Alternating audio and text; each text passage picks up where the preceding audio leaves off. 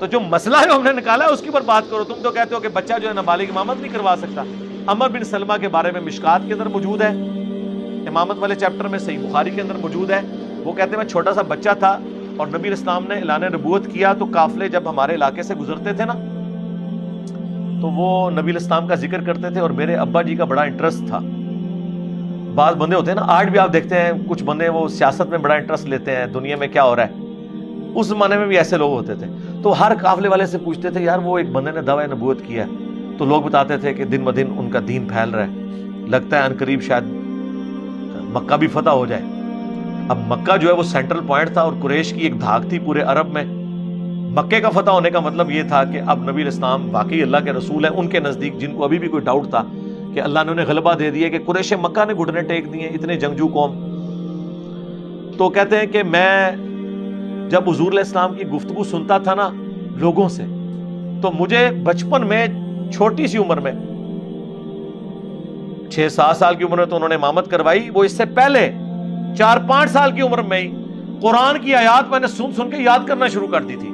مجھے اتنی اچھی لگتی تھی, وہ ان کی اپنی زبان میں تھی نا. آپ کے چھوٹے بچوں نے نہیں گانے یاد کیے ہوئے ہیں, انگریزی کی پوئمز نہیں یاد کی ہوئی چھوٹے چھوٹے بچوں نے, اچھی لگتی ہیں تو وہ پوئمز ہی تھی نا ان کے نزدیک, تو ان کی زبان میں تھی. کہتے میں سن کے نا میں قرآن یاد کرتا تھا, لیکن مجھے نہیں پتا تھا اسلام اور نبی الاسلام کو ایک اچھے انسان کے طور پہ. تو میرے ابا جی جب یہ سنتے تھے تو وہ اکثر کہتے تھے اچھا اگر مکہ فتح ہو گیا نا تو پھر ہم ایمان لے آئیں گے. واقعی پھر اللہ نے زندگی رکھی ہوئی تھی ان کی, مر جاتے پہلے تو کفر کی حالت میں مر جاتے. وہ فتح مکہ ہوئی تو کہتے ہیں کہ میرے قبیلے نے تو یعنی ابھی تیاری بھی مکمل نہیں کی, میرے ابا جی ہے نا فوراً پہنچے, جا کے انہوں نے قبیلے سے بھی پہلے اسلام قبول کر لیا. ٹھیک ہے. اور کہتے ہیں وہ جب واپس آئے تو انہوں نے آ کے سارے قبیلے والوں کا میں نے اسلام قبول کر لیا ہے, تم بھی کر لو, اللہ نے فتح دے دی ہے, اس شخص کے پیچھے اللہ ہے.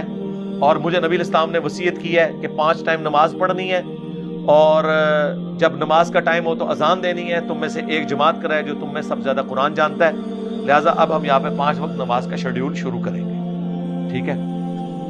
ظاہر اب عرب کے بدو لوگ جنہوں نے کبھی سجدہ بھی نہیں کیا ہوا, ان کے لیے تو ایک ایکٹیویٹی تھی نا. جیسے نیا رفع الجان شروع کریں تو کتنا آپ کو مزہ آتا ہے, ہمیں تو آج تک آتا ہے, لیکن جنہوں نے کبھی نماز نہیں پڑھی ان کے لیے تو نماز سب کچھ تھی.